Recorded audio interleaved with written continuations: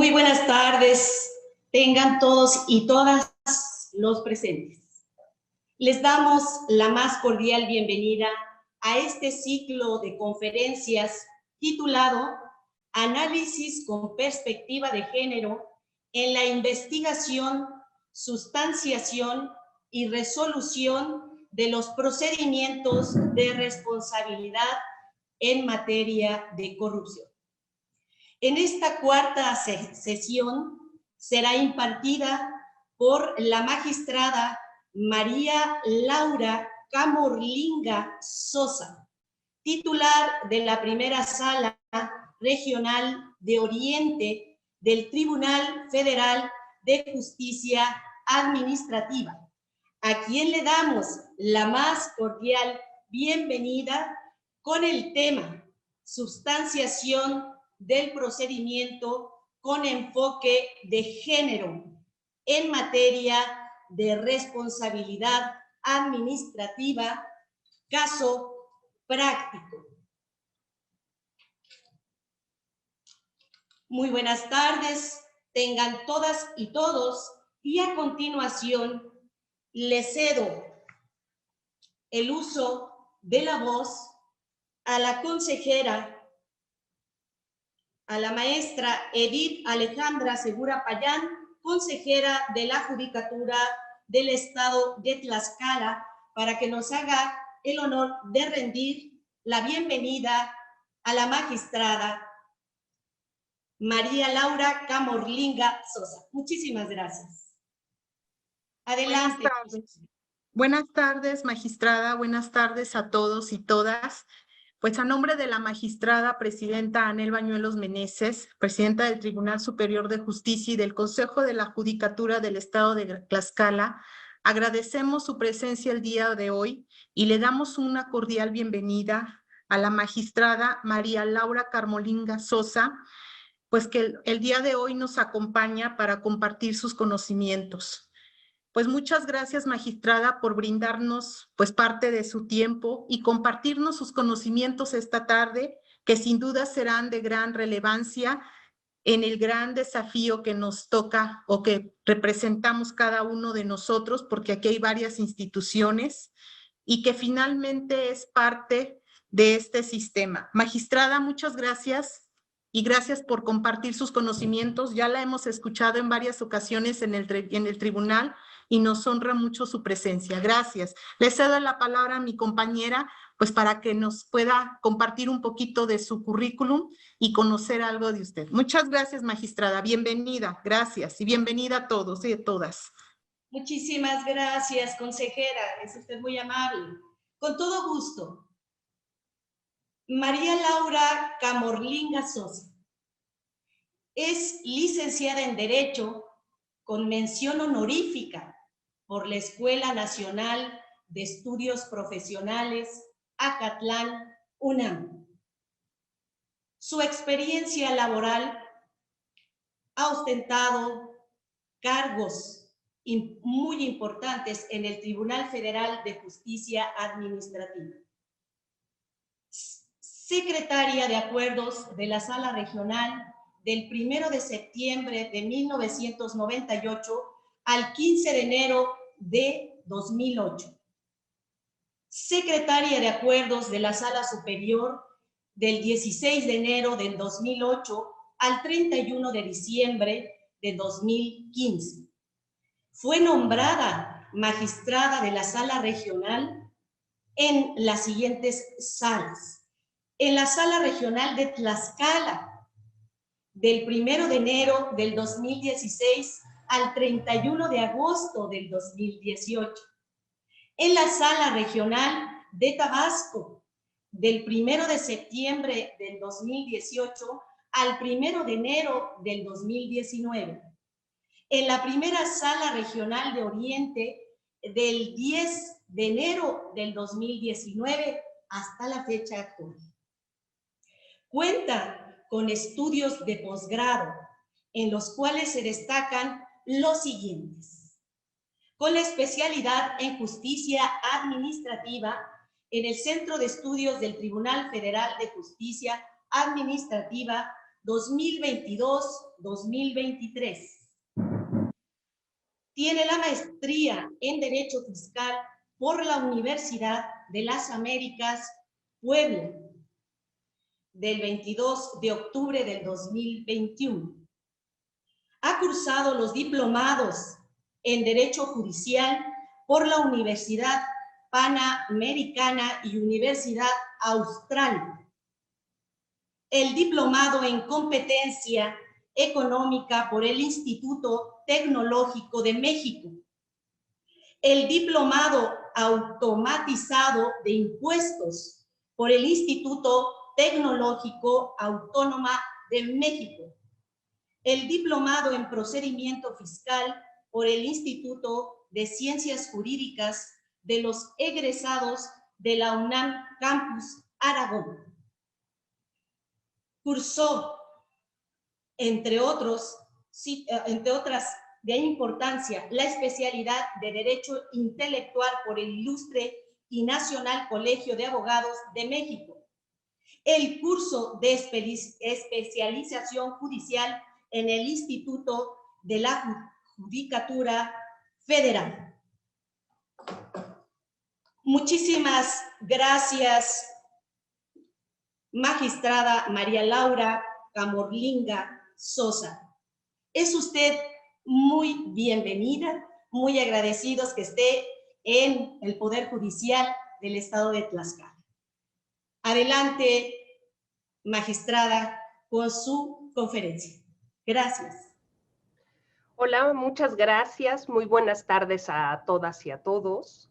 La verdad, yo me siento muy honrada con la invitación que me hicieron favor de formular ya desde hace algunos meses, ¿no? Para participar en este tan importante curso, ¿no? Tan importante que es contar con herramientas de perspectiva de género, no solo en los aspectos de solución de controversias jurisdiccionales, ¿no? Sino también en los aspectos de la materia administrativa, que es aún un poco endeble o tal vez muy reciente, ¿no? Su aplicación. Entonces sí es muy importante tener presente todas estas herramientas para tratar de eliminar discriminaciones, desigualdades, estereotipos, ¿no? Y conseguir de alguna manera, pues una mejor condición para las personas que no están en igualdad de situaciones, ¿no? Un trato mucho más equitativo a todos los que intervienen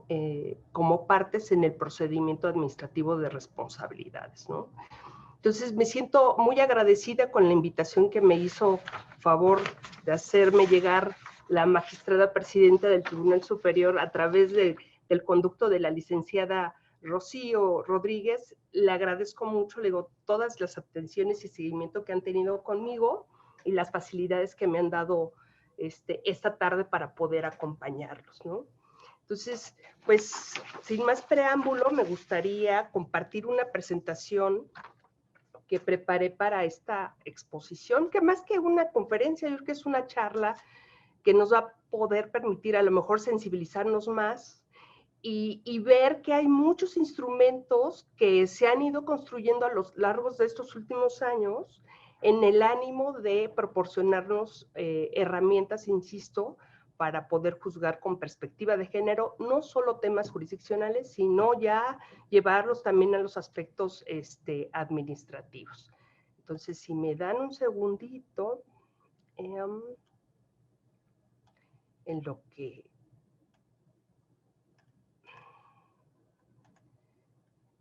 lo que puedo compartir mi presentación, ¿no?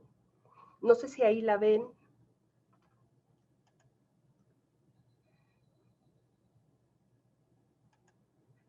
Si ahí ven la presentación, ¿me podrán indicar? Bueno.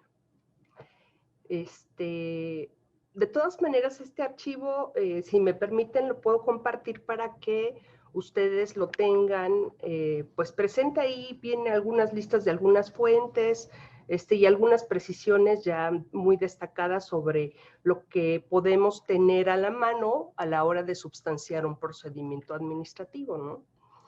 Pues bueno, a partir de la reforma de 2015 que se hace al artículo 130 13 constitucional se establece un régimen de responsabilidades de los servidores públicos diferente, ¿no?, a lo que habíamos estado manejando hasta esos años, en el ánimo de juzgar aquellos actos que involucran corrupción, no solo de servidores públicos, sino también de aquellos particulares que se involucraban con estos servidores para realizar conductas que pues la ley evidentemente no permite y reprocha, en el ánimo de dar obviamente pues mejores condiciones en temas de licitaciones, en permitir el funcionamiento adecuado de todas las dependencias. Y este sistema, la bondad que trae consigo es buscar la coordinación entre las autoridades de todos los órganos de gobierno. Entonces, desde el nivel federal, estatal y municipal, ¿no? Y asigna estas competencias para que algunas autoridades se dediquen a emitir o establecer lineamientos para la prevención y la detección de actos de corrupción, y también asigna competencias específicas a aquellas autoridades que se van a dedicar a la investigación ya de esos hechos, a la substanciación del procedimiento y a la imposición de sanciones a los servidores públicos responsables y a aquellos particulares que hubieran participado con ellos en algunas de estas faltas, ¿no? Entonces, esta reforma separa y asigna facultades de investigación y sanción tanto a las autoridades administrativas como a aquellas de carácter jurisdiccional. Para la época de esta reforma, pues había muy poquitos tribunales administrativos estatales. Entonces, a partir de este nuevo esquema jurídico para juzgar a los servidores públicos, se establece la necesidad de que en sede administrativa se hagan las investigaciones y que tratándose de asuntos donde se involucre la comisión de una falta grave, sea una autoridad jurisdiccional la que substancia el procedimiento e imponga la sanción. Entonces, a raíz de esta reforma, pues se crean pues ya tribunales administrativos en todas las entidades del país, ¿no? Llevando y involucrando el tema administrativo a cada una de estas entidades federativas. Digo, yo por ejemplo recuerdo cuando llegué a Tlaxcala, que fue mi primera inscripción, por eso siempre recuerdo con cariño todos los días que estuve adscrita a la sala de ese lindo estado. Me comentaban, o sea, todavía no tenían no tenían tribunal administrativo, entiendo que incluso pues se constituyó, ¿no? Ya a raíz precisamente de esta reforma, y también porque los temas tributarios no los veían un tribunal administrativo, sino que tratándose de cuestiones tributarias estatales o municipales, los asuntos se veían a través del juicio de amparo ante el Poder Judicial de la Federación, ¿no? Entonces, no solamente trajo consigo la posibilidad de acercar la justicia tratándose de esos asuntos administrativos o de responsabilidad de servidores públicos, sino también tratándose de cuestiones de carácter tributario o también de la materia de responsabilidad patrimonial del Estado, ¿no? que en los últimos años ha cobrado gran importancia. Entonces, este sistema separa y asigna estas facultades haciendo una destacada actuación o estableciendo un régimen de facultades expresas para lo que va a ser la autoridad investigadora, que siempre va a tener carácter de administrativa, una autoridad substanciadora del procedimiento que ya veremos más adelante que será administrativa o bien tendrá el carácter de jurisdiccional a través de un tribunal, y la resolutora, una autoridad resolutora que también igual podrá tener carácter de administrativa o de jurisdiccional, ¿no? Como consecuencia de esta reforma también se expidieron, entre otras legislaciones secundarias, la Ley General del Sistema Nacional Anticorrupción, que prevé las bases de coordinación del sistema, tanto a nivel federal como local, así como las características del Sistema Nacional de Fiscalización y de la plataforma digital, ¿no? La Ley General también se expidió con motivo de esta reforma, la Ley General de Responsabilidades de los Servidores Públicos, en donde se definen cuáles van a ser las responsabilidades, obligaciones de quienes prestamos el servicio en el Estado, y cuáles son nuestras obligaciones, ¿no? Entre otras, pues la de presentar las declaraciones patrimoniales, de conflicto de interés y de carácter fiscal. Así, la Ley de Responsabilidades Administrativas es un ordenamiento de carácter público y de observancia general en todo el territorio nacional que tiene por objeto establecer las bases de coordinación entre la Federación, las entidades federativas y los municipios, así como las alcaldías de la Ciudad de México, a fin de que funcione este sistema nacional previsto, insisto, en el artículo 113 constitucional. Así también como definir la competencia que se asigna a las autoridades en materia de prevención, de investigación y sanción de faltas administrativas y aquellos hechos involucrados en temas de corrupción. También esta ley reglamenta o regula los procedimientos a que deberán de sujetarse las tareas y las competencias de cada una de estas autoridades. Ahora, en la Ley General de Responsabilidades Administrativas se establece, digamos, un procedimiento general con distintas etapas para poder determinar si existen faltas administrativas, si existen actos de corrupción, si es que se acredita la existencia de la intervención de ese servidor público o bien de un particular. Así, la primera etapa de este procedimiento es la de investigación, a partir de la cual esta puede iniciarse a partir ya sea de una auditoría de carácter interno o externo que realice la propia autoridad o de alguna que pueda realizar la auditoría superior de la federación o la correspondiente en cada una de las entidades federativas, o bien puede ser a petición de parte o inclusive a través de una denuncia anónima, ¿no? La substanciación de este procedimiento ante la autoridad administrativa se realizará cuando las faltas o las conductas que se estén estimando que no se ajustan a este marco establecido por la Ley General de Responsabilidades, como deseado, ¿no? Un marco, un ámbito de normalidad que todos esperamos en el cumplimiento del principio de legalidad de cualquier actuación de autoridad, es solamente lo va a substanciar tratándose de faltas graves.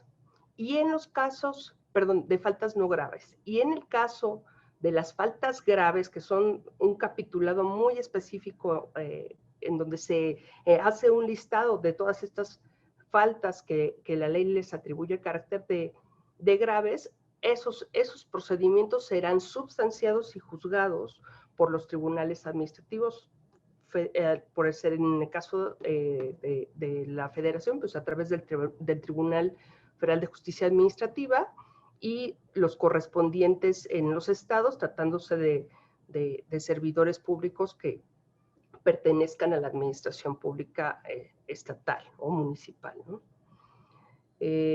Y la resolución de este procedimiento estará a cargo de la autoridad, en sede administrativa, de la autoridad que substancia el procedimiento, y en el caso de las faltas no graves. Y en el caso de las faltas graves, estará a cargo del tribunal administrativo respectivo. Así, en esta etapa de investigación, las autoridades, valga la reiteración, investigadores, serán las encargadas de llevar oficiosamente las auditorías o investigaciones debidamente fundadas y motivadas, donde se establezcan la posibilidad de que existan conductas de servidores públicos o de particulares que pudieran constituir responsabilidades administrativas en el ámbito, obviamente, de su competencia, ¿no? Esta investigación se puede iniciar de oficio, les decía, como resultado de las auditorías que se pudieran practicar, tanto por la propia autoridad como por el órgano de fiscalización federal o estatal, a petición de algún interesado o a través de una denuncia anónima. La autoridad lo que va al recibir la denuncia o al recibir los resultados, procederá a la radicación del caso y a dictar medidas o diligencias tendientes a establecer la existencia de actos de corrupción. Entonces, en esta etapa, la autoridad recaba pruebas adicionales para constatar si efectivamente existen elementos para determinar la responsabilidad administrativa de un servidor público o de algún particular. En esta etapa, la autoridad puede hacer uso de medidas de apremio, llámese multas, solicitar el auxilio de la fuerza pública, ordenar algún arresto, ¿no? Digo, lo más recurrente es que pudiera imponer alguna sanción. Una vez que ya se agota toda esta etapa de investigación, la autoridad procederá a hacer el análisis de los hechos, así como de la información recabada, para determinar si existe o no actos u omisiones que den lugar a la responsabilidad administrativa. Y también procederá a calificar si esa conducta o esa falta es o no de carácter grave. Así, la etapa de investigación concluye con la emisión de puede ser en un caso, con un acuerdo conclusivo y archivo de expediente si no encuentra elementos suficientes que determinen la responsabilidad del presunto infractor. Pero eso no significa que no pueda iniciar una nueva investigación siempre y cuando no exista o se hubiera consumado la prescripción de su facultad para investigar, que en el caso de las faltas no graves es de 3 años y de 7 años para las graves. Otro resultado de esta investigación puede ser que sí se determine con todos los elementos recabados por la autoridad investigadora que existen elementos para determinar esta falta administrativa. Entonces, si existen estos elementos, la autoridad procederá a continuación a hacer la calificación de la conducta, si es grave o no grave, y ordenar la elaboración de un informe de presunta responsabilidad que se presentará ante la autoridad substanciadora o jurisdiccional a efecto de iniciar ya propiamente el procedimiento de responsabilidad administrativa. ¿Cuáles son las faltas graves?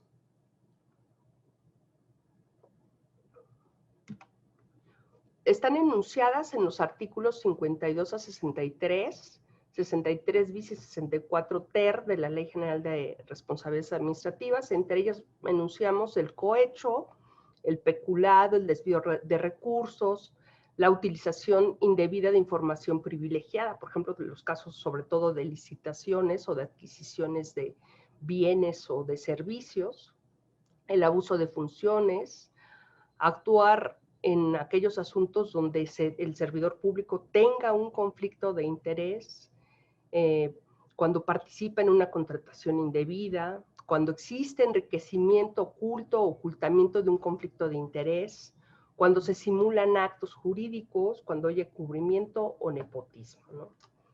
Y tratándose de las no graves, en los artículos 49 y 50 de la Ley General de Responsabilidades Administrativas se enuncian, entre otras, no cumplir con las funciones encomendadas, no denunciar los actos o omisiones que en ejercicio de su función pueda advertir el servidor público, no atender las instrucciones de los superiores, no presentar, por ejemplo, la declaración de situación patrimonial y de interés, no custodiar debidamente la información o documentación a cargo del funcionario, no rendir cuentas sobre el ejercicio de sus funciones, no colaborar en los procedimientos administrativos y judiciales, no cerciorarse de un posible conflicto de interés en la celebración de contratos de adquisiciones, arrendamientos o para la enajenación de algún tipo de bien, o cuando de manera culposa o negligente pueda ocasionar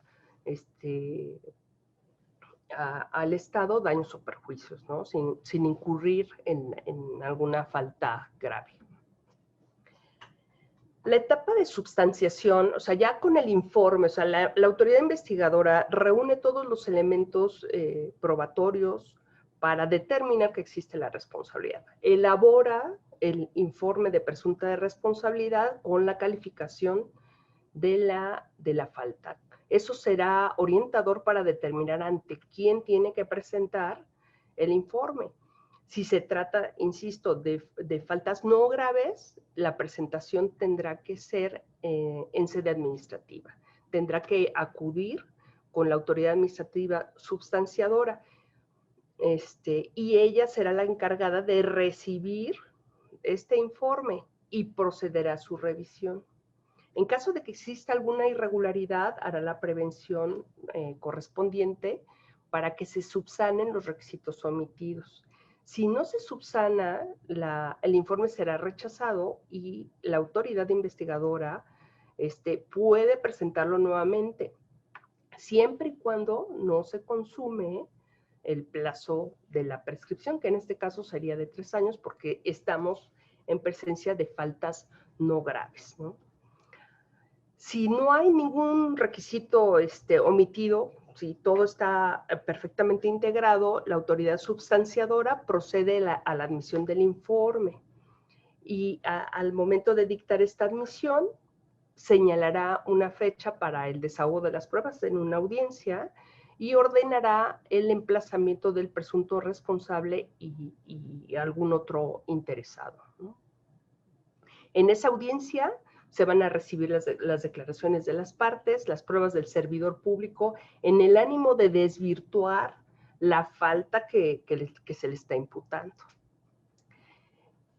Y en ese momento también la autoridad investigadora puede todavía acompañar pruebas adicionales a las que presentó cuando hizo valer el informe de presunta responsabilidad.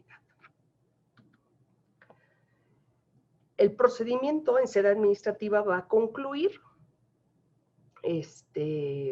una vez que se desahogue el cúmulo de pruebas que hubieran ofrecido las partes dentro de ese procedimiento. Es decir, que se hubieran desahogado, que se hubieran preparado y desahogado aquellas que por su propia y especial naturaleza requieran de alguna diligencia adicional. Una vez que se haya otorgado o haya fenecido más bien el plazo para formular alegatos y se haya dictado expresamente un acuerdo de cierre del procedimiento. Una vez hecho lo anterior, la autoridad procederá a emitir la resolución en la que de manera fundada y motivada determine la existencia de la conducta reprochada e imponer la sanción que en su caso corresponda. Tratándose de la substanciación del procedimiento en sede jurisdiccional, el informe se presenta ante el tribunal administrativo. El tribunal administrativo, al recibir el informe, va a verificar en principio que se esté ante una falta grave. Porque si la falta no es grave, va a devolver el informe a la autoridad investigadora para que proceda a su reclasificación y que asuma la competencia que le corresponde. Tratándose, insisto, de que determine el tribunal que la falta no fue bien clasificada. Pero bueno, supongamos que el tribunal asume que sí se puede estar ante una falta grave, que es una calificación a priorística en cuanto al tema de, bueno, si es por cohecho, si es por uso indebido, abuso de funciones o alguno de los que vimos en las láminas anteriores, que sean de las conductas calificadas como graves. Si verifica eso, no significa que ya en automático esté determinando que la conducta se consumó, solamente que él sí puede asumir la competencia para substanciar ese procedimiento, porque pues obviamente también en el procedimiento aplica el principio de presunción de inocencia y tendría que permitirse hasta que se substancie el procedimiento, se desahoguen las pruebas, determinar si efectivamente ese servidor público incurrió en la falta que se le está imputando. Bueno, el tribunal procederá a la admisión de ese informe, ordenará el emplazamiento al servidor público y demás partes involucradas, admitirá las pruebas que en ese documento se hubieran presentado, atendiendo a los requisitos, evidentemente, de pertinencia e idoneidad, ¿no? Entonces, esto es que estén vinculadas con los hechos controvertidos, y dictará las diligencias necesarias para el desahogo de las demás pruebas. También en esta admisión de informe deberá de señalar fecha para que tenga verificativo la audiencia del procedimiento, ¿no? Donde se van a recibir las declaraciones y pruebas del servidor público imputado y de las demás partes, y al igual como ocurre en el procedimiento que se substancia ante la autoridad administrativa, también aquí la autoridad investigadora podrá aportar pruebas adicionales a las que ya acompañó al informe de presunta responsabilidad.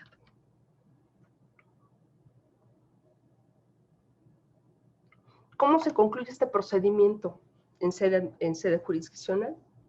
Una vez que se agoten todas las diligencias probatorias y también fenezca el plazo para formular alegatos. Al igual como ocurre en el procedimiento que substancia la autoridad administrativa, también se deberá de declarar expresamente cerrada la instrucción del procedimiento. Y el tribunal contará con un plazo de 30 días para dictar la resolución respectiva, ¿no? Los cuales podrán prorrogarse en caso de que la complejidad del asunto así lo justifique. Entonces serán 30 días adicionales, y si se justifica esta complejidad, se podrá prorrogar el plazo por otros 30 días, ¿no? Entonces, de manera aquí gráfica, yo quise pues presentarles, ¿no?, más o menos cuál es el camino que siguen estos procedimientos de acuerdo a si la falta que comete el servidor público se califica como grave o no grave, ¿no? Entonces, tratándose de los procedimientos que desahogan las autoridades administrativas, solamente se podrán ocupar de la imposición de sanciones cuando, insisto, la falta sea no grave. Y cuando sea grave, en ese caso será la autoridad jurisdiccional la que emita ese procedimiento. Una vez notificada esta resolución, se tendrá que hacer el registro correspondiente en la Plataforma Digital Nacional, porque es obligación de todos los servidores públicos verificar antes de contratar a una persona que ingrese a laborar al Estado, tanto a nivel federal como a nivel estatal o municipal, revisar que esa persona cuente con la habilitación para poder fungir como funcionario público, porque si está inhabilitado o tiene, sobre todo tratándose de la imposición de la sanción de inhabilitación por un tiempo largo, o sea, todo ese tiempo que se imponga como sanción, no podrá ingresar al servicio público. Quien contrate a alguien que está en esa condición sin haber obtenido alguna justificación, o sea, un acuerdo de suspensión en el juicio contencioso o en algún amparo, no podrá eludir esa responsabilidad, ¿no? Siempre, en todo momento, tendremos que verificar en esta plataforma si esa persona que va a ingresar ha sido o no sancionada y si está habilitada para reingresar. Bueno, pero ¿qué hace la perspectiva de género en los procedimientos administrativos? De acuerdo con la Ley General para la Igualdad entre Mujeres y Hombres, la perspectiva de género se refiere a una metodología y a mecanismos que permiten identificar, cuestionar y valorar la discriminación, la desigualdad, la exclusión de las mujeres, que se pretende justificar con base en diferencias biológicas entre hombres y mujeres, así como las acciones que deben emprenderse para actuar sobre los factores de género y crear las condiciones de cambio que permitan avanzar en la construcción de la igualdad. Entonces, ¿qué es la perspectiva de género? Es una herramienta conceptual que busca mostrar que las diferencias entre hombres y mujeres se dan no solo por su determinación biológica, sino también por sus diferencias culturales asignadas a los seres humanos. Pero ¿para qué nos sirve esta herramienta, no? Nos sirve para analizar alguna situación desde una perspectiva para tratar de entender cómo es la vida de mujeres y hombres y si esta puede ser modificada naturalmente. Esta perspectiva ayuda a comprender más profundamente tanto la vida de mujeres como la de los hombres y las relaciones que se dan entre ambos. Este enfoque cuestiona los estereotipos con que somos educados, las conductas que adoptamos normalizadas desde que éramos pequeños o pequeñas, y abre la posibilidad de elaborar nuevos contenidos de socialización y de relaciones entre los seres humanos. El empleo de la perspectiva plantea la necesidad de solucionar, eliminar los desequilibrios que existen entre mujeres y hombres. Pero la perspectiva de género no solamente se concentra en las diferencias entre mujeres y hombres. También a través de pronunciamientos que ha emitido la Corte, por ejemplo, en esta jurisprudencia de la primera sala de 2016, nos establece una serie de lineamientos para que podamos identificar en qué casos podemos hacer ese juzgamiento con esta perspectiva. Y en principio nos dice que las desigualdades no solamente existen entre hombres y mujeres, ¿no? Sino también, por ejemplo, tratándose de temas vinculados a la etnia, a la nacionalidad, a la edad, a las discapacidades, a la salud, a la religión, a las opiniones particulares, a las preferencias sexuales o a cualquier otro tema que atente contra la dignidad de las personas. Entonces, la Corte en esta jurisprudencia, el primer pronunciamiento que hace es, primero tengo que identificar si quienes vienen a participar en este procedimiento, aunque está involucrada la jurisprudencia a temas jurisdiccionales, me parece que bien cabe y nos rige, nos da, nos norma el criterio o nos orienta para poder identificar si tratándose de los procedimientos administrativos pudiéramos encontrar a partes, a denunciantes o a servidores públicos que pudieran ubicarse en estos supuestos, ¿no? Entonces, lo primero que hay que hacer es identificar si se está ante una categoría sospechosa. Posteriormente, cuestionar los hechos y valorar las pruebas, desechando cualquier estereotipo o prejuicio de género a fin de visualizar las situaciones de desventaja provocadas por las condiciones de género o de sexo. Tratándose del material probatorio, en los casos en que no sea suficiente para aclarar la situación de violencia, de vulnerabilidad o de discriminación por razón de género, ordenar diligencias para mejor proveer, ¿no? Para poder nosotros allegarnos de otros elementos que nos permitan determinar si existe esto, ¿no? La violencia, esa vulnerabilidad y esa discriminación. A continuación, proceder a detectar si existe una situación de desventaja por cuestiones de género, cuestionar la neutralidad del derecho aplicable, evaluar el impacto diferenciado de la solución propuesta para buscar una solución más justa e igualitaria de acuerdo a las condiciones de desigualdad que hay por condiciones de género. Por ejemplo, para niños, obviamente, tenemos protocolos, tratados para mujeres igual, tratamiento para migrantes también. Tenemos estándares de derechos humanos que debemos de acatar por compromisos adquiridos a nivel internacional y también los deducidos o derivados de la Constitución. Entonces, considerar que el método exige en todo momento se evite también el uso de un lenguaje basado en estereotipos o prejuicios, por lo que debe de procurarse un lenguaje incluyente con el objeto de asegurar un acceso a la justicia sin discriminación por motivos de género, ¿no?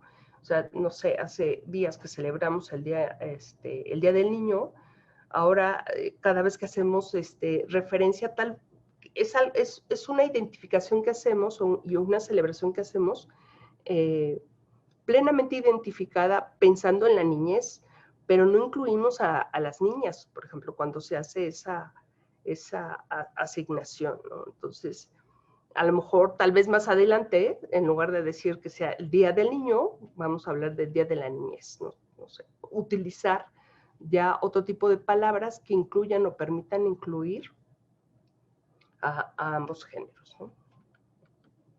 Bueno, y aterrizado todo esto a los procedimientos administrativos, me gustaría comentarles que hay un protocolo de actuación con perspectiva de género en sede administrativa que se aplica en la investigación y substanciación de quejas y denuncias de la Secretaría de la Función Pública.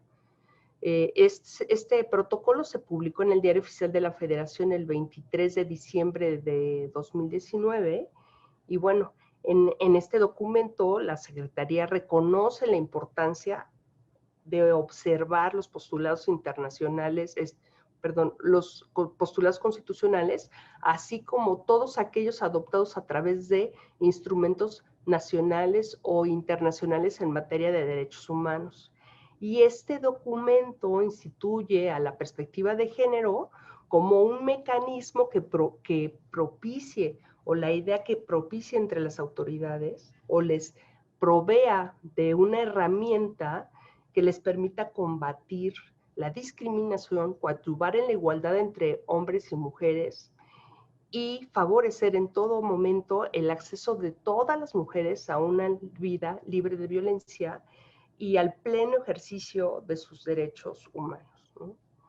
El protocolo se instituye como un instrumento para guiar y fortalecer la actuación con perspectiva de género, en este caso de los órganos internos de control y de las unidades de responsabilidades administrativas y demás unidades de la Secretaría, en la investigación de las quejas y de las denuncias y en los procedimientos de responsabilidad. Y algo que es muy interesante de este protocolo es que contiene una serie de medidas de protección pertinentes para que durante la substanciación podamos colocar a la víctima o a la denunciante, dependiendo de quién tenga esa característica o la ubiquemos en una categoría sospechosa, para evitarle mayores daños en lo que sustanciamos la investigación y el procedimiento. Ello con la finalidad de garantizar que se elimine la discriminación por motivos de género y un adecuado y debido acceso a la justicia en sede administrativa. Entonces, a través de este protocolo, se define que la autoridad investigadora, durante la admisión de las quejas y de las denuncias, puede implementar medidas de protección. Por ejemplo, la autoridad investigadora, al momento de analizar la queja o denuncia, deberá de hacerlo con perspectiva de género, para lo cual va a identificar la posible existencia de una relación asimétrica o de desigualdad de poder que genere una situación de vulnerabilidad o desigualdad patente en perjuicio de las presuntas víctimas o personas denunciantes, o bien que se traduzca en un estado de indefensión que les ponga en riesgo o peligro. ¿Qué otra medida? Deberá de orientar a la presunta víctima o personas denunciantes respecto de otras instancias competentes a las que pueden acudir para la defensa de sus derechos, informándoles que la queja o denuncia interpuesta continuará su trámite con independencia de las otras acciones. ¿Por qué? Porque es posible la comisión de alguna conducta del ámbito penal que pueda ser juzgada pues, por la autoridad penal competente, o a lo mejor pueda deducirse también un tema de carácter laboral. Entonces, esa asesoría se debe de ir procurando por las autoridades investigadoras en lo que define si va a emitir o no un informe de presunta de responsabilidad, ¿no? Entonces, esa orientación es muy importante para que paralelamente se sigan los demás procedimientos que puedan coadyuvar en el ejercicio adecuado de los derechos humanos de los denunciantes, ¿no? También las autoridades investigadoras están obligadas a preservar la confidencialidad de la identidad y demás datos de las personas o de las presuntas víctimas o denunciantes a efecto de que se agrave su condición o se les exponga a sufrir un nuevo daño. Esta medida se hará extensiva respecto de la persona denunciada o presuntas responsables para garantizar su derecho de presunción de inocencia, así como de los testigos, además de guardar la debida diligencia y discreción necesarios sobre los hechos que conozcan estas autoridades.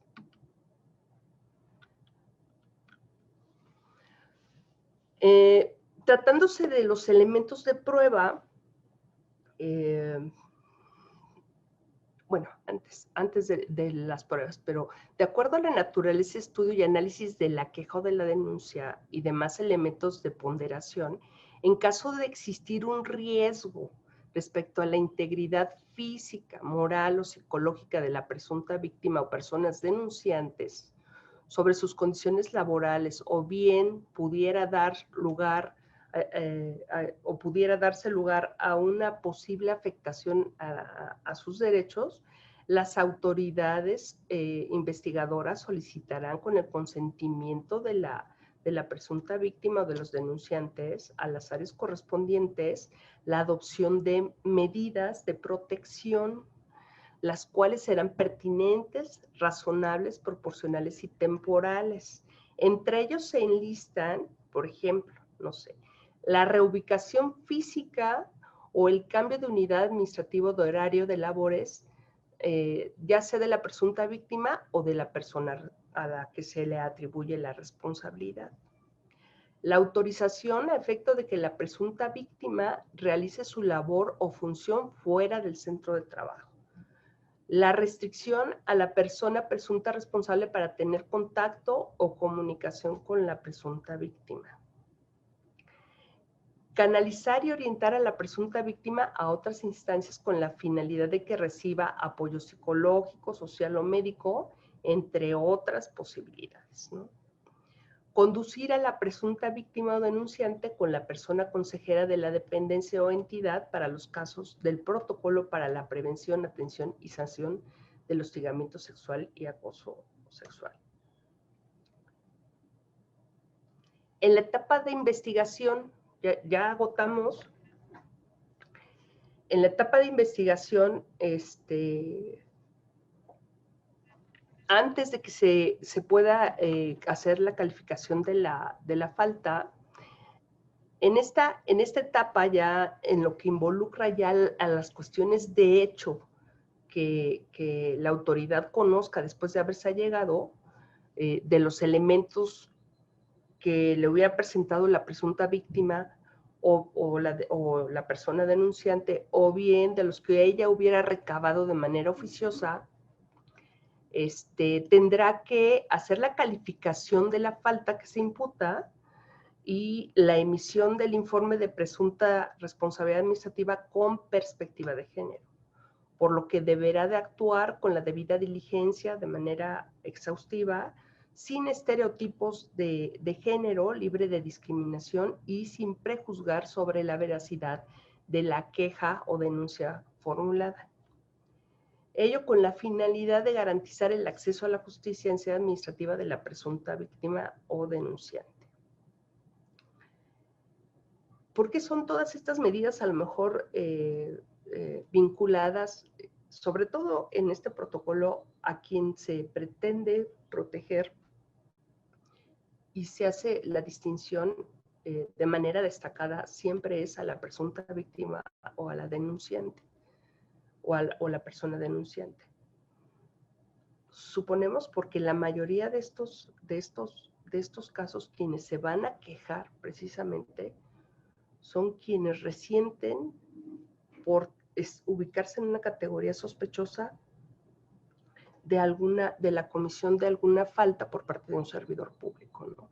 Y como lo veremos casi ya al final de la plática, el caso que les traigo pues está orientado sí a temas de hostigamiento laboral y acoso, y acoso sexual. Entonces, veremos cómo pudieran, ¿no?, todas estas medidas coadyuvar en el mejor tratamiento a quien denuncia para que en lo que dura el procedimiento, insisto, no se le causen mayores prejuicios y pueda recibir una orientación y una atención tal vez especializada que le permita transitar a una mejor condición que cuando presentó su denuncia, ¿no?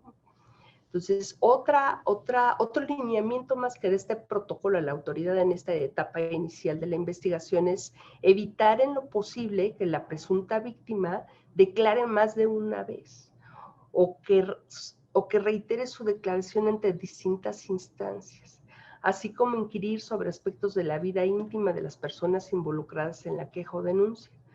Asimismo, debe de prescindir de estereotipos y de realizar juicios de valor de sus conductas o comportamientos, así como abstenerse de realizar actos y diligencias que conlleven a la revictimización de la persona denunciante. También la autoridad deberá recibir y considerar toda clase de pruebas o medios de convicción pertinentes para que conozca la verdad material. Es la verdad de mayor aproximación a los hechos, alejada de interpretaciones.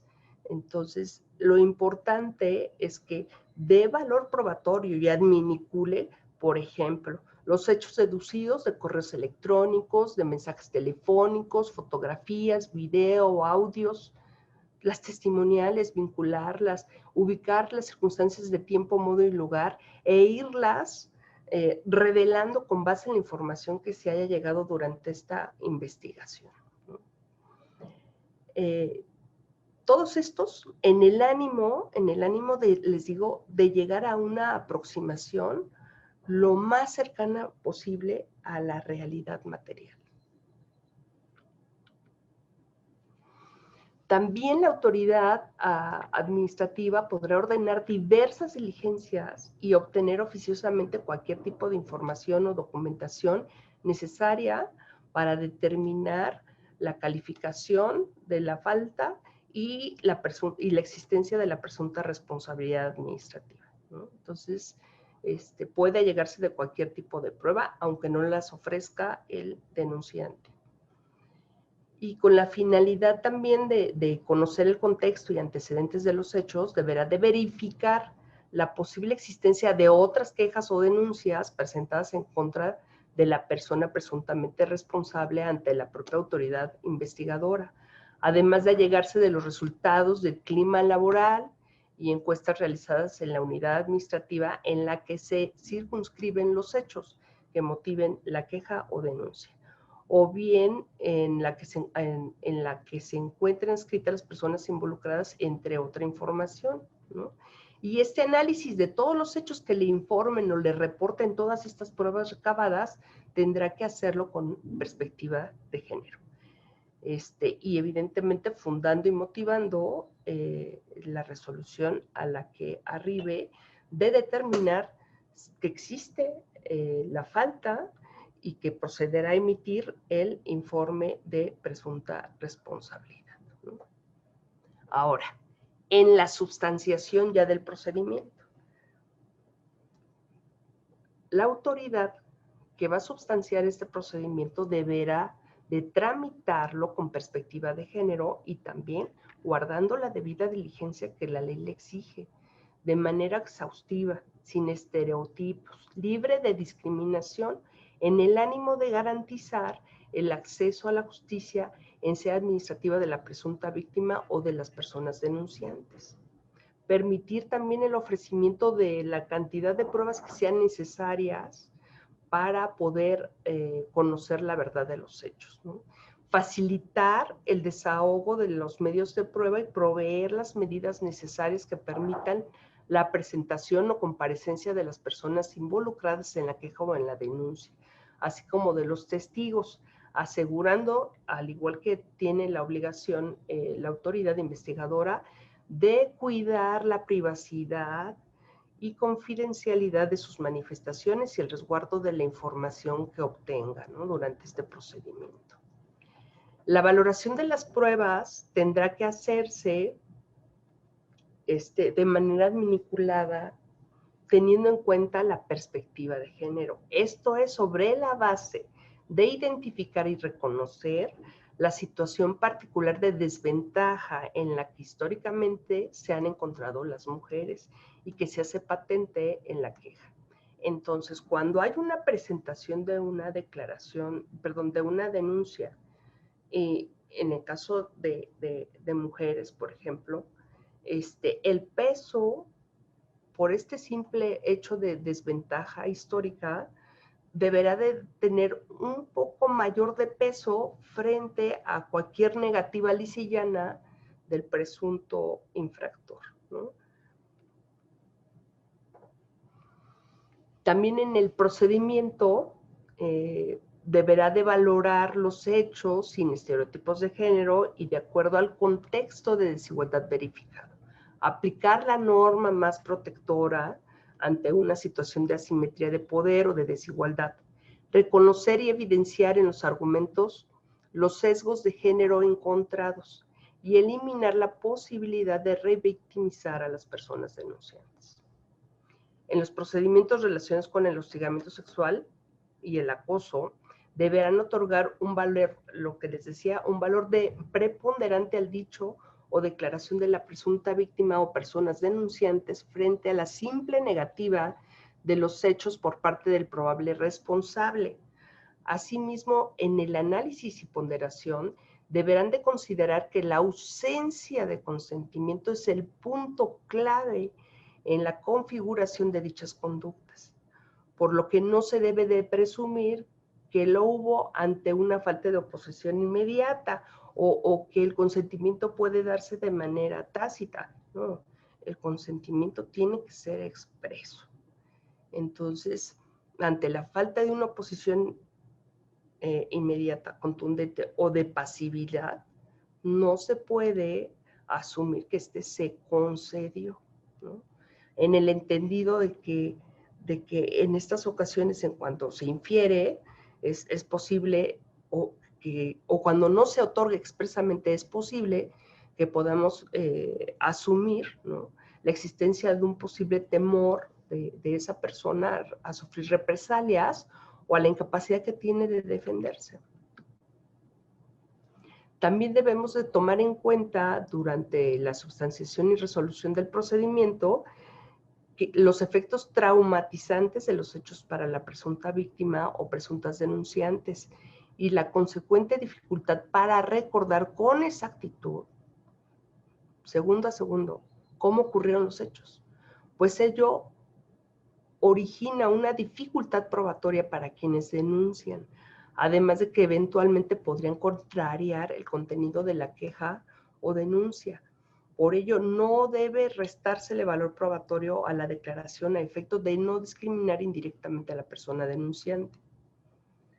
También hay que identificar y observar el marco jurídico nacional e internacional de protección aplicable, haciendo énfasis en las normas más protectoras y garantistas y, en su caso, determinar las medidas de no repetición conducentes con base en los principios de igualdad y no discriminación.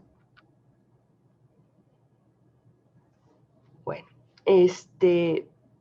también otro documento que también nos pudiera orientar en estos temas en particular de hostigamiento y acoso sexual es un protocolo expedido por las Secretarías de Gobernación y Función Pública conjuntamente con el Instituto Nacional de las Mujeres, publicado en el Diario Oficial de la Federación el 3 de febrero del año 2020, donde Se establecen las bases de actuación para la implementación uniforme, homogénea y efectiva de los procedimientos para prevenir, atender y sancionar el hostigamiento sexual, el hostigamiento y el acoso sexual, ¿no? Y establecen una serie de medidas. También en el Tribunal Federal de Justicia se establece se expidió recientemente un protocolo para la prevención, atención y sanción de la violencia laboral en el tribunal. Este protocolo se expidió en noviembre del 2023, ¿no? Y también se establecen una serie de medidas, y me parece que tal vez las más relevantes son las medidas de reparación integral, entre ellas, nada más de manera enunciativa, pues está la de restitución, que pretende devolver a la víctima la situación anterior antes de la comisión de las conductas, la rehabilitación, que busca facilitar a la víctima hacer frente a los efectos sufridos a causa de las conductas de violencia, y las medidas de no repetición, que buscan que las conductas de violencia sufridas por la víctima no vuelvan a ocurrir. Y por último, la disculpa pública, que es el reconocimiento de los hechos constitutivos de la violencia. ¿Y por qué a lo mejor estos temas están vinculados con la responsabilidad administrativa? Pues porque todo servidor público tiene la obligación, conforme al artículo 7, de actuar conforme al marco que las leyes, reglamentos y demás disposiciones jurídicas rijan su empleo, cargo, comisión. Entonces está obligado no solamente a cumplir con lo que se establece en la ley, sino incluso hasta con los códigos de conducta ética que se establezcan en cada dependencia. También tiene obligación de conducirse con rectitud, de no obtener ningún beneficio adicional derivado de su empleo, ¿no? Entonces, para el caso práctico, después de este marco o este repaso que fue muy, muy rapidito, me gustaría comentarles que hay pocos asuntos donde se haya aplicado la perspectiva de género, y muchos recientes están en trámite. Entonces, la verdad es que no quise comprometer la posición del tribunal ni de mis compañeros, porque son procesos que todavía no se concluyen. Entonces, quise traerles uno que es público, incluso en la presentación está el link, se deduce este asunto del amparo directo en revisión 8287 del 2018, resuelto por la primera sala de la Suprema Corte de Justicia. En este asunto, brevemente, les comentaré que se trata de dos médicos.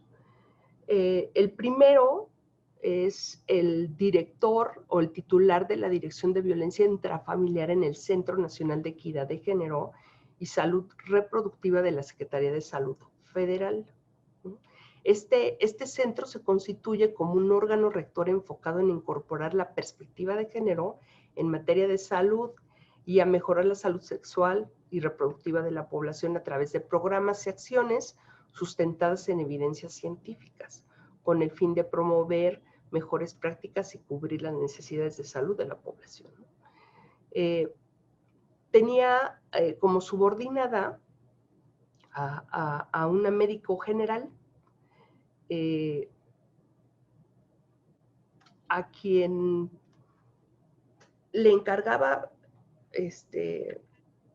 pues distintas campañas, ¿no? Incluso la movió de área. Pero bueno, en la presentación está, a grosso modo, está muy pequeñito el detalle de los hechos que ella narra, pero esencialmente lo que hace notar es que su superior jerárquico la había obstaculizado de manera reiterada en la aprobación, en el otorgamiento de sus vistos buenos para cualquier tipo de campaña que ella quisiera iniciar. Le retardaba muchísimo las firmas, la atrasaba en el trabajo,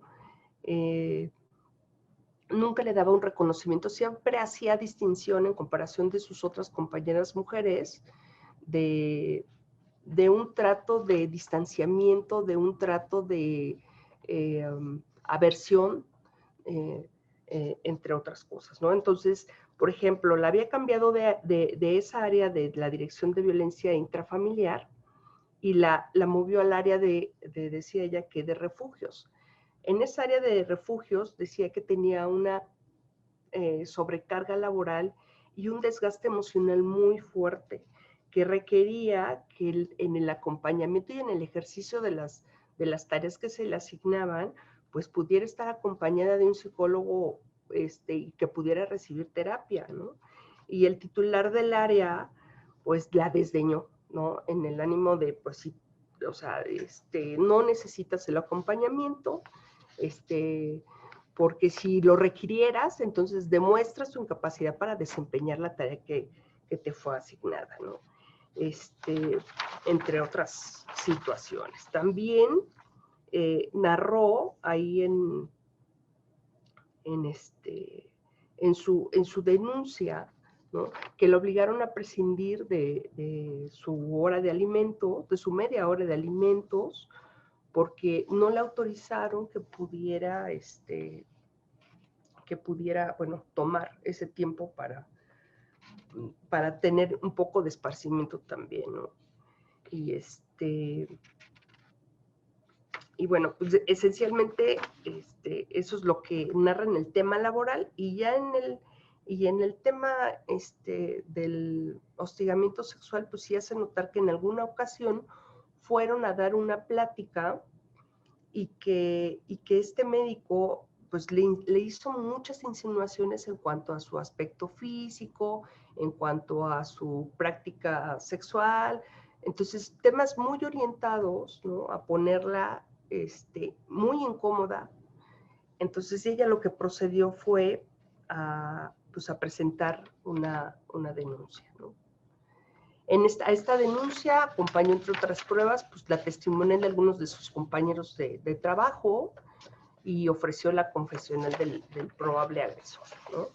También una prueba de inspección que solicitó se desahogara en su área de trabajo, y un disco compacto que contiene la grabación de un programa de televisión con la entrevista que se hizo al presunto agresor, donde él hacía notar pues que él no había incurrido, que simplemente no había incurrido en las faltas que se le atribuían, sino simplemente había exigido el comportamiento profesional y diligente de la funcionaria, ¿no? Entonces, la posible víctima presentó denuncia ante el director general adjunto consultivo, contencioso y suplente del Comité para Prevenir y Atender Casos de Hostigamiento y Acoso Sexual de la Secretaría de Salud, en la que reiteró la denuncia que ya había formulado, ¿no? Y el comité, una vez seguido el procedimiento, comunicó una serie de medidas o de observaciones o recomendaciones tendientes a darle algún seguimiento a estas denuncias y estos comentarios que había hecho la doctora, ¿no? Entre otras, por ejemplo, reconoció este comité que no existe, para que esta resolución de la que les hablo es del año 2013. Entonces, para ese momento, lo que reconoce este comité es que no hay un marco normativo, ¿no?, que le permita hacer pronunciamiento de manera fundada y motivada o adecuada para los temas de hostigamiento y acoso sexual, ¿no? Porque la mayoría de estos dispositivos, los pocos que hay, requieren o exigen que existan pruebas contundentes de los hechos.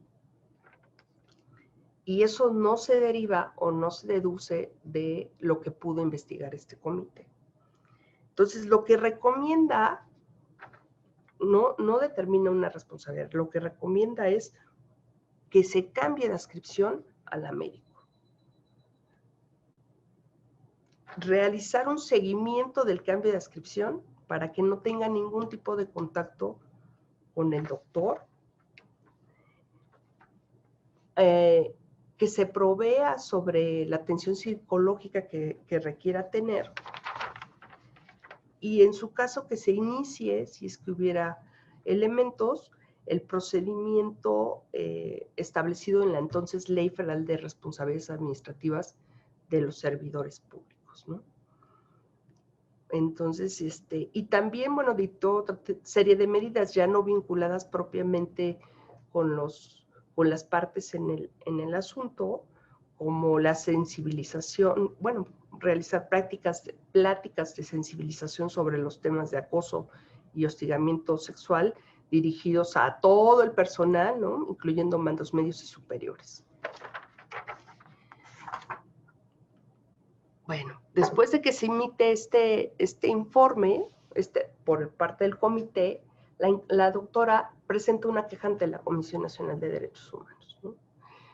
Luego de substanciado este procedimiento, se definió de manera provisional que la doctora se cambiara de área, pero eso se realizó hasta el 7 de octubre de 2013. Pero para ese momento la doctora también ya había solicitado su cambio al área mejor de cáncer de mama de la Dirección General Adjunta de Salud Reproductiva del propio centro. Y esa petición se le concedió y el cambio de adscripción operó a partir del 1 de abril del 2014. Y la resolución que al final se dictó en este procedimiento fue que se declaró sin materia la denuncia por el cambio de adscripción de la denunciante. Si este caso hoy lo trajéramos nosotros al marco normativo que actualmente tenemos, pues creo que hubieran pasado muchísimas cosas. Vimos, por ejemplo, en materia del manejo o del tratamiento que se tiene que dar a la denuncia, lo primero es la adopción de medidas de protección. Yo creo que en ese momento, solo con la pura admisión y con la pura declaración y las poquitas pruebas que ofreció, podría haberse decretado como medida la del cambio de área o la de cambio de horario para que pudiera substanciarse el procedimiento adecuadamente, ¿no? Otro, en el tema de la valoración de las pruebas. ¿Por qué? Porque me parece que es muy complicado, yo sé, tener pruebas directas de estos hechos. Nadie, o al menos alguien, no sé, con un poco de responsabilidad y de cuidado de su fama pública, por ejemplo, podría hacer o realizar actos tendientes a hostigamiento y acoso en el ámbito público o con pruebas. Entonces, la facilidad que hoy da este protocolo de, por ejemplo, valorar testimoniales, ¿no? Que solamente puedan reportarnos una parte de esa realidad, pero que podamos irla construyendo con esa, tal vez con el examen del tiempo que tardaba el director o el titular de la dirección en devolverle sus vistos buenos. ¿Por qué la cambió de área al refugio? Porque entiendo que esa no hubo una justificación jurídica, sino simplemente le pidió el apoyo y le dijo la medida es temporal y la dejó ahí mucho tiempo. Entonces, como que sí hacer esas investigaciones. Me parece que la autoridad pudo haber hecho o dictado diligencias para mejor proveer, para allegarse de mayores elementos para conocer la verdad material, ¿no? Me parece que también otro tema es que sí debería de haber considerado o investigado si habían otras denuncias, otros casos, porque ella claramente sí insiste del trato diferenciado que se le daba como subalterna. No se le permitió, por ejemplo, o al menos era su alegato, tomar su media hora de comida diaria. No hay elementos probatorios, no sé, o sea, si hubiera grabaciones en la oficina y localizar si hay algún comedor donde ella pudiera tomar sus alimentos, o si lo hacía incluso en el escritorio, no sé. Pero sí hubo, sí se nota en este caso la necesidad de que la autoridad cuente con esas herramientas y que también de alguna manera este protocolo guíe su actuación para conocer la veracidad de los hechos que se están imputando. Y tampoco hay mayor peso, ese mayor peso que hoy sí dice el protocolo que debemos de aplicar tratándose de personas que se ubiquen en categorías sospechosas. Porque es necesario, difícilmente alguien se atreve siquiera a presentar una denuncia. Yo les decía, o sea, yo me la pasé buscando para la preparación de esta charla casos. No hay. O sea, y los poquitos que hay, yo puedo decirles 2 o 3 casos y no están concluidos todavía, ¿no? Entonces, pero ya se ha ido construyendo, al menos lo que advertí en esos 3 casos que todavía no se resuelven, que ya se empieza a avanzar en esto de aplicar este protocolo, de tener en cuenta todo el marco que hay de protección de las mujeres y también de todos aquellos individuos que se ubican en las categorías sospechosas. Entonces, esta construcción o este ejemplo que les digo, si lo trajéramos al presente con este marco normativo, creo que se podrían haber hecho muchas más cosas. Y bien lamentable que hubiera culminado o se hubiera declarado sin materia por una cuestión de cambio de adscripción, porque ella solicitó ese cambio de adscripción. Ya no se siguieron investigando los hechos. Pero bueno, hasta aquí yo dejaría pues el caso que les quise traer a presentar, en el ánimo, ¿no?, de que sigamos construyendo y volteando a ver todos estos instrumentos jurídicos que pueden normar nuestro trabajo, no solo jurisdiccional, sino también en el ámbito de las autoridades administrativas, ¿no? Son ejercicios que apenas están consolidando y que poco a poco van a ir saliendo casos y van a dar oportunidad a que haya mayores interpretaciones y una mayor protección para las víctimas, y también una mayor protección pues, para todos aquellos que se atrevan o que se encuentren más bien en una categoría sospechosa y que cuando denuncian cuenten con la suficiente protección para continuar a resguardo durante el tiempo que termina la resolución de su procedimiento, ¿no? Entonces, licenciada Rocío, yo creo que yo hasta aquí dejaría la plática. No sé si alguien quisiera hacer algún comentario o bueno, no sé, estoy a sus órdenes. Muchísimas gracias, magistrada, por su extraordinaria conferencia. Por supuesto, quiero agradecer a todos los participantes. Si hay alguna, en este momento vamos a entrar a una ronda de preguntas y respuestas. Por favor, a los participantes, si hay algún comentario, levantar la mano o por medio del chat, les voy a agradecer. Adelante.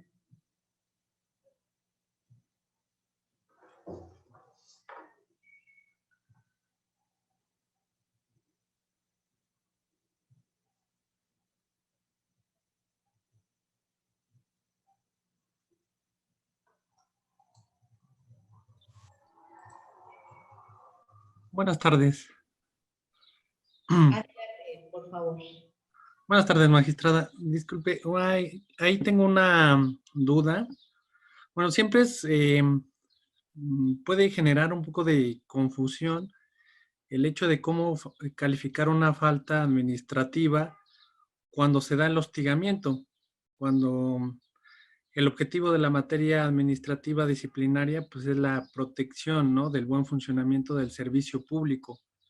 Entonces, siempre puede causar un poco de confusión porque en donde encuadro una conducta de hostigamiento, pudiera ser una falta administrativa grave, que muchas veces por el impacto de la situación es como lo pudiéramos clasificar, pero ¿en qué falta, no? Cuando la Ley General de Responsabilidades muchas veces establece faltas encaminadas a conductas que afectan pues la hacienda pública del ente, ¿no?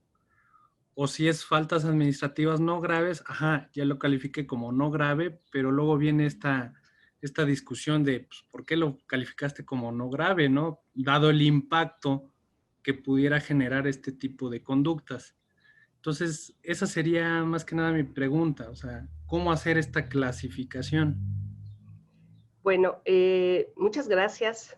Muchas gracias. La verdad es que creo que sí me sirve mucho la pregunta para tal vez abonar un poco o dejar un poco más claro mi posición al final, ¿no? Porque pues el derecho también da posibilidades a las interpretaciones, a las construcciones argumentativas, ¿no? A mi modo de ver, yo les decía, la mayoría de las instituciones tiene códigos de ética que exigen ciertos comportamientos de normalidad y de respeto en todo el entorno laboral, no nada más en los planos de igualdad, sino también en los de jerarquía, ¿no? Entonces, a mi modo de ver, ¿verdad? En mi opinión personal, podríamos ubicar, por ejemplo, esa obligación de dar respeto, procurar respeto a los demás y no incurrir en este tipo de conductas de hostigamiento o acoso en el artículo 7º en la fracción, yo creo que en la 1 y en la 2 de la Ley General de Responsabilidades, ¿no? Que nos exigen un comportamiento de respeto de acuerdo al marco normativo que rige nuestra actuación o el ejercicio de nuestras funciones, ¿no? Yo les puedo decir, en el Tribunal Federal de Justicia Administrativa nosotros tenemos un código de ética. Ese nos exige evitar precisamente prácticas de acoso laboral o de hostigamiento también. Y también tenemos un protocolo para dar un tratamiento y no incurrir en ese tipo de faltas de acoso o de hostigamiento sexual. Entonces, sí son todos estos ordenamientos o todos estos códigos forman parte de todo el marco normativo que rige el ejercicio de nuestra función. Entonces, sí podría haber, no nada más en el aspecto de cuestiones laborales, estas conductas no solo tendrían un impacto en los temas laborales, sino también en los temas administrativos, porque yo como servidor público estoy obligado a respetar la ley y todas las disposiciones que rijan mi actuar. Y les digo, esos códigos de ética ahí están y todos los debemos de cumplir. Y también nosotros debemos de procurar el respeto a los derechos humanos de todas las personas involucradas, no nada más los que trabajen con nosotros bajo nuestra jerarquía, los compañeros, los de la otra sala, no sé, o sea, todos ellos. Entonces, toda esa actuación, si nosotros no nos apegamos a todo ese marco deseable que exige un comportamiento envuelto en el respeto, pues yo creo que sí podríamos incurrir en esas faltas, ¿no? O faltar a los deberes que nos imponen las fracciones 1 y 2 del artículo 7º de la Ley General de Responsabilidades, y yo creo que lo podríamos calificar como no grave si vamos al artículo 49 también de la ley, donde nos dice que se entenderá que no se está ante una falta grave cuando la transgresión sea al cumplimiento de funciones, atribuciones y comisiones encomendadas, observando en su desempeño disciplina y respeto tanto a los demás servidores públicos como a los particulares con los que llegaren a tratar, en los términos que se establezcan en el Código de Ética a que se refiere el artículo 16 de la ley, ¿no? Entonces, este tipo de casos, o sea, no solo tienen impacto en el tema laboral, les insisto, a lo mejor en el tema penal, también en el administrativo. Y creo que me vino muy bien para poder, para que vean por qué sí es tan importante aplicar la perspectiva de género. Si hubieran hecho esa aplicación o hubieran tenido todo este marco que actualmente se tiene, yo creo que el resultado de esta investigación hubiera sido otro.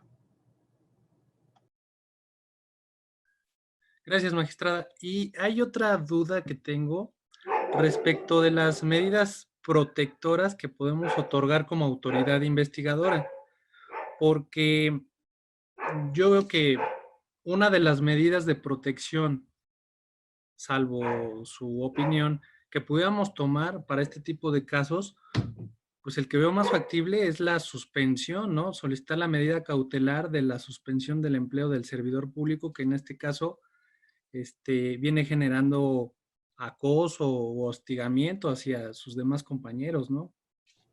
Pero yo creo que se podría decretar, pero ya en el procedimiento, una vez que haya informe de presunta responsabilidad, porque ya tendríamos más elementos. Y sí se podría solicitar. Pero aquí, estas medidas lo que tratan es de proteger, proteger más a las denunciantes o a las víctimas, ¿no? Y en el caso de la suspensión, que es una separación temporal de ese servidor público, normalmente lo hemos visto o lo hemos asumido para temas donde hay una afectación en el servicio público en sí mismo, ¿no? No tanto del trato, porque a lo mejor el doctor no afectó el ejercicio propio de sus funciones, ¿no? O sea, todos los vistos buenos, o sea, los dio conforme a derecho, no sé. Pero ahí la finalidad de esa medida cautelar durante el procedimiento sí está más orientada al tema de que la prestación del servicio público sea adecuada.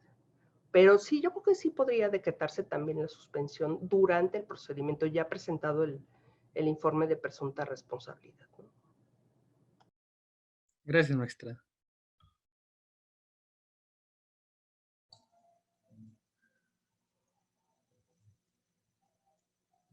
Si hay alguna pregunta de los participantes, adelante.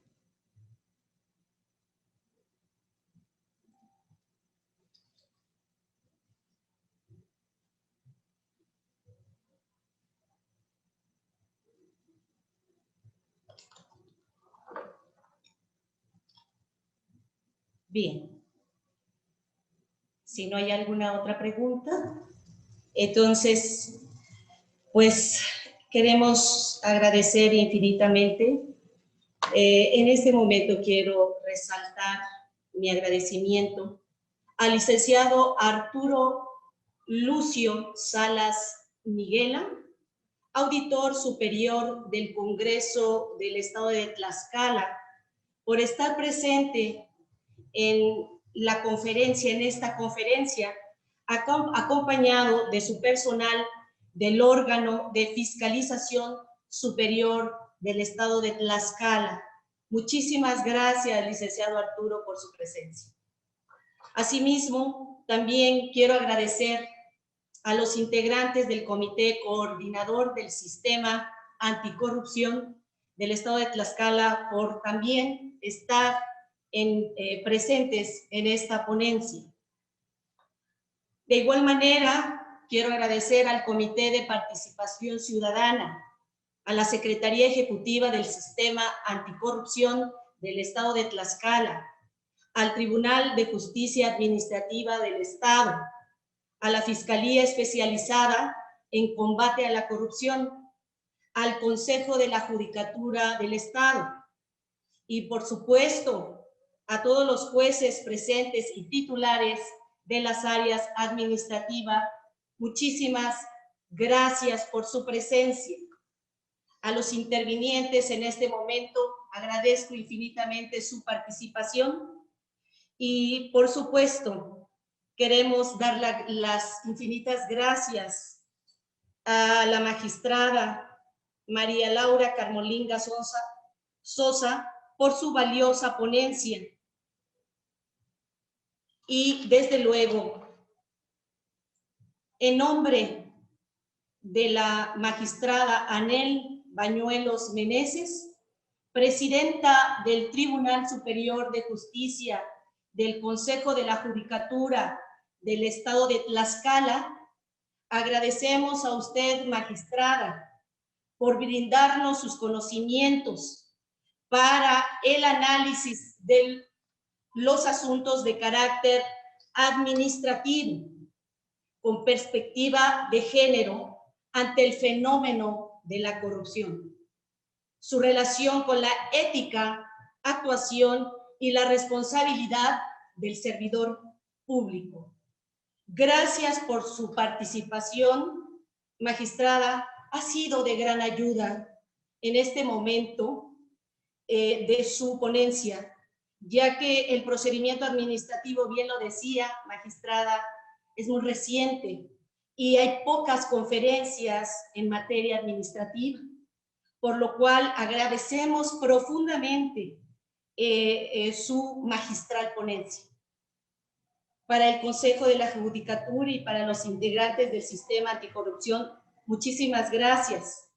Es así, magistrada, que le hacemos entrega del reconocimiento que podemos observar en la pantalla y que le hago saber que ya fue remitido a través del correo para que sea entregado de manera física.